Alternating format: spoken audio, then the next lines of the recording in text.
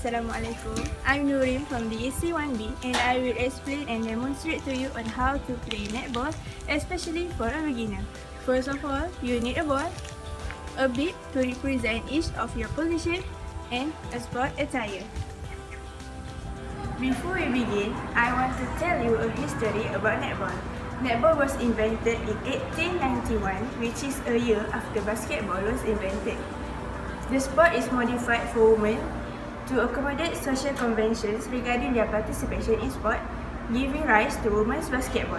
I am interested to do this topic because I am a netball player when I was in secondary school, representing them until a state level. And I am here to share my knowledge to all of you.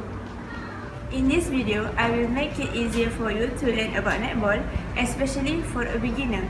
And it shows that girls also can be productive by playing sport. Everyone should give it a try, cause why not? Ever since I knew about netball, it caught my attention, and I have been playing netball since I was in primary school.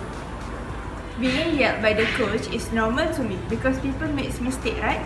So you should feel lucky because I am here to explain and demonstrate to you more about how to play netball. At the end of this video, you will learn about the rules, 7 positions and 10 basic steps on how to play netball. So without further ado, let's move on to the next video at the court. This is my favorite position, which is GS, stand for goal shooter. This is GD, stand for goal defense. This position will defend goal attack. WA, stand for wing attack.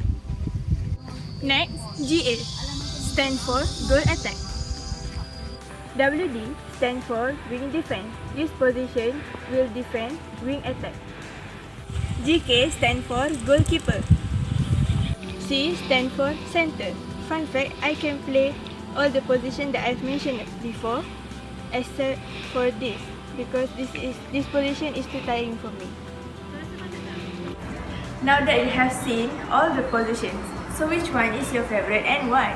Moving on to the next video, which is the best part of this video, where I will demonstrate to you about 10 basic steps on netball. Let's go! Please bear with me till the end of this video. Hi guys! Before I forget, I want to explain more about all the positions that hold different roles in the court. This is the upper view of the court, so that you could understand better and see clearer view. This is the direction of play.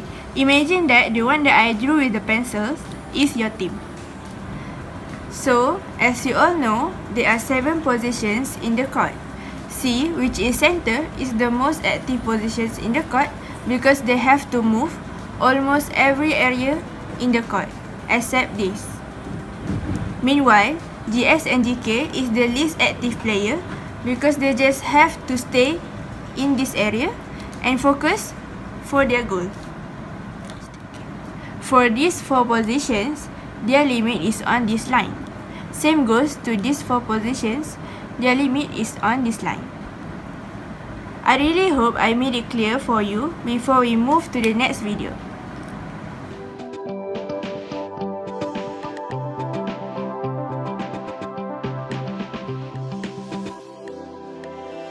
Step is chest passes.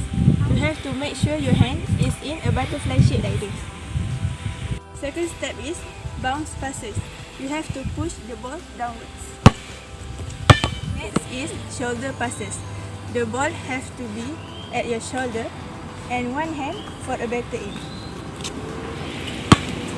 Step 4 is called pivoting.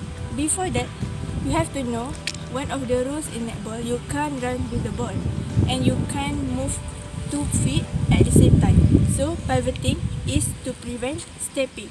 And you have to throw the ball within 3 seconds. You can move your legs like this. Step 5 is shooting. This step is important for GS, which is goal shooter.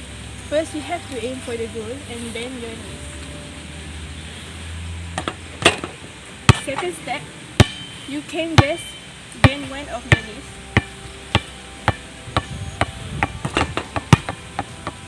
Step 6 is defending your opponent with the ball. You have to follow wherever the ball goes. And keep on. But follow the rule. The rule is you have to stay 90 centimeter away from the opponent, or if you don't follow the rule, you have to stand beside the opponent. Step 7 is defending your opponent without the ball. But this time, you don't have to stand 90 centimeter away because she doesn't have the ball. Next step is important, which will make you look like an amazing player. Okay, Ash will throw the ball to her friend, which is her team, and I will getting in front of her to get the ball. Next is defending your shooter.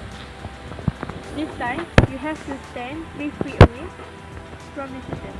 This step is important for GK and GD, which is goalkeeper and goal defense. This part is very important because you have to know the rules where you get put out for the step in. Then you have to put the ball aside for the other team to get it. Next is contact, where you have to stand beside the player if you get put out for it. Thank you for staying with me until the end of this video. I really hope this video is very beneficial, especially to the girls out there that are still learning on playing netball. Please bear in your mind that everyone can play. We just need to keep your consistency in training. Thank you.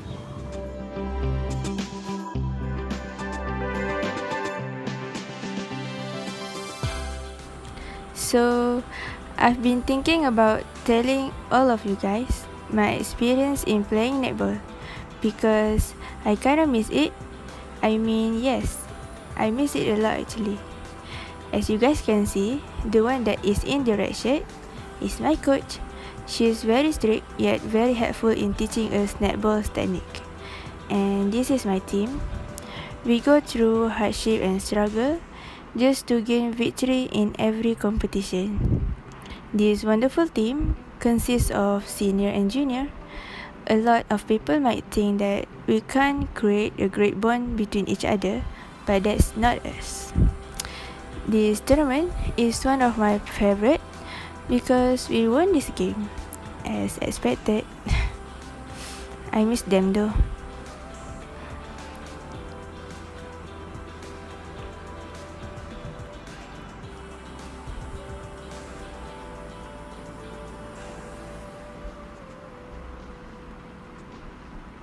And this is my best partner in sport. Whenever I ask her to accompany me in playing sport, she's always there. Having a friend that have a same passion with you is really a blessing from him.